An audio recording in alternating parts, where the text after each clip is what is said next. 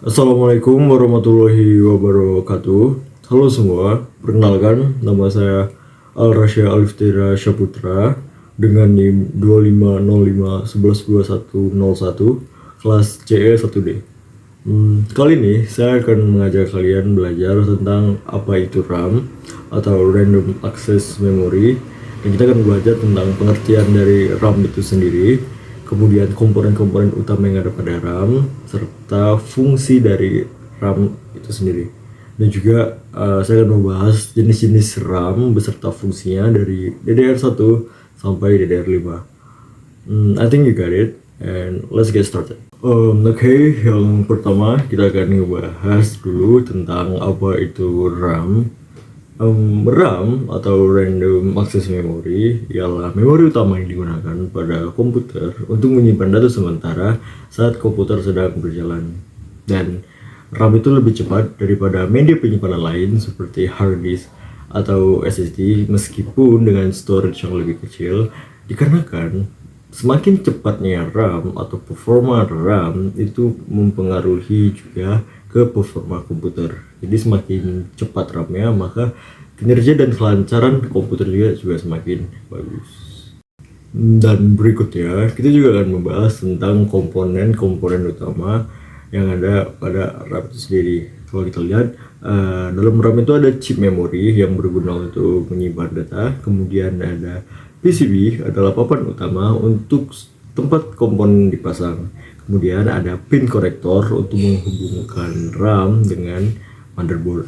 Dan ada juga pada beberapa RAM ada juga controller yang mengatur aliran data dan heatsink untuk menjaga performa RAM lebih stabil tentunya. Selanjutnya kita akan membahas fungsi dari RAM. Tentu RAM itu memiliki banyak fungsi, dan kalau kita ambil garis besarnya, RAM itu berfungsi untuk menyimpan data sementara yang sedang diproses oleh CPU. Kemudian RAM itu juga bisa membantu kinerja komponen-komponen komputer lainnya seperti multitasking, untuk bermain game, untuk merendering video 3D. Dikarenakan semakin besar space dari RAM dan semakin kencang RAM-nya, maka itu juga meringankan beban kinerja komputer dan juga CPU. Sebelum kita ngebahas tentang jenis-jenis RAM, di sini saya akan memberikan info yang cukup penting atau hacks yang cukup penting dalam RAM, yaitu tidak semua motherboard itu support sebuah jenis RAM. Jadi pastikan dulu di motherboard kalian itu mengharuskan kalian untuk membeli RAM tipe apa.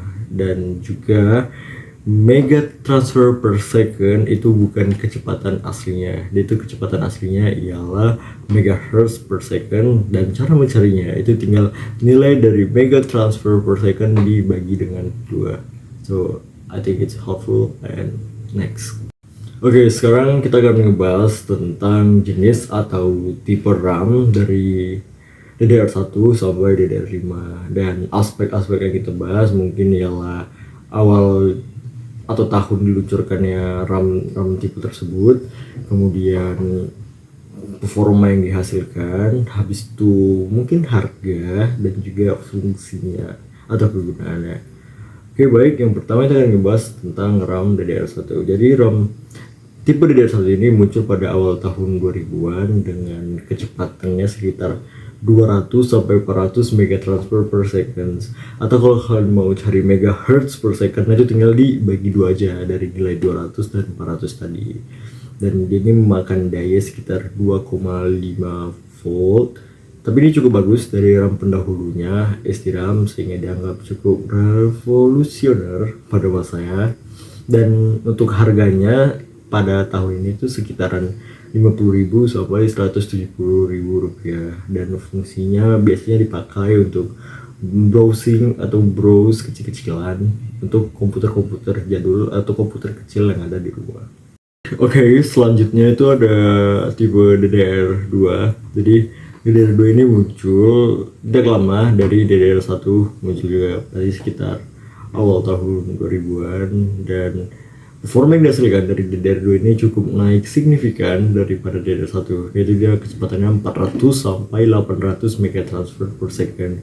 Dan kalau mau cari megahertznya tinggal dibagi dua saja. Dan untuk konsumsi dayanya dia itu lebih irit daripada DDR1 dengan konsumsi dayanya sekitar 1,8 full. Dan untuk harga ini sekitaran untuk bahan mesin ya sekitar 40.000 sampai 500.000 rupiah. Dan fungsinya biasanya dipakai untuk komputer-komputer mini di sekolah dan juga upgrade multitasking dari DDR1 sebelumnya. Oke, selanjutnya itu ada tipe DDR3.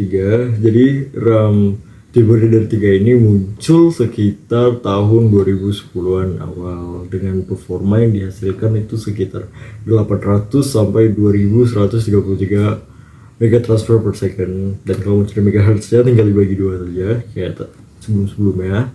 Dan juga untuk konsumsi daya ini cukup hemat, itu sekitar 1,35 volt. Dan untuk harga dari DDR3 tersendiri yaitu berkisar mulai dari 100.000 sampai dengan 1 juta rupiah. Dan fungsi atau kegunaannya sering dipakai untuk bermain game dengan grafik yang sederhana, mulai dipakai oleh banyak PC pada zamannya, dan tentu saja peningkatan multitasking dari RAM DDR2. Oke, selanjutnya itu ada tipe DDR4 atau tipe yang primadona pada masa. Jadi tipe DDR4 ini muncul sekitar tahun 2015-an dan kecepatan yang dihasilkan itu cukup cepat, yaitu sekitar 2133 mega transfer per second sampai dengan 3200 mega transfer per second. Dan kalau mencari megahertz tinggal bagi dua saja.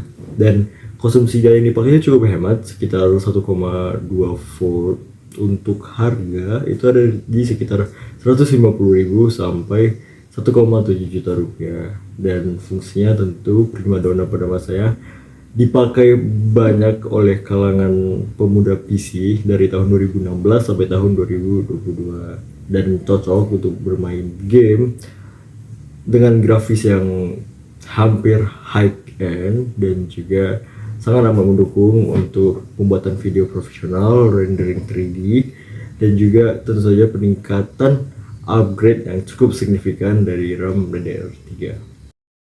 Oke, selanjutnya tipe yang paling powerful sekaligus tipe yang terakhir pada masa ini ialah DDR5.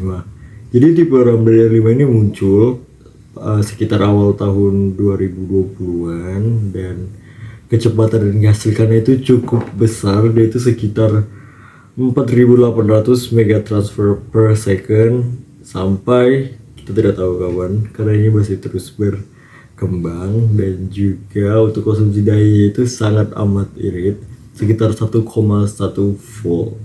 Dan untuk harga tentu ada harga dan kualitas, biayanya itu sekitar mulai dari 850.000 rupiah sampai 2,3 juta rupiah.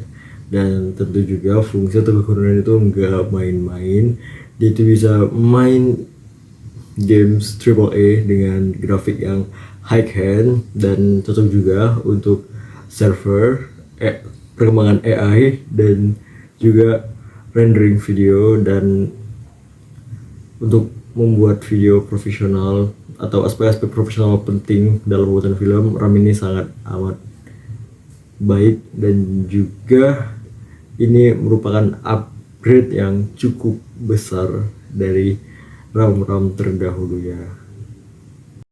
Oke, saya rasa itu saja video pembahasan kita tentang RAM. Ya, saya tahu ini banyak banget kekurangannya, tapi ya, I hope you can get it what I say, and I hope it's really helpful for you all when you choosing RAM. And itu aja mungkin dari saya, dan sekian, bye.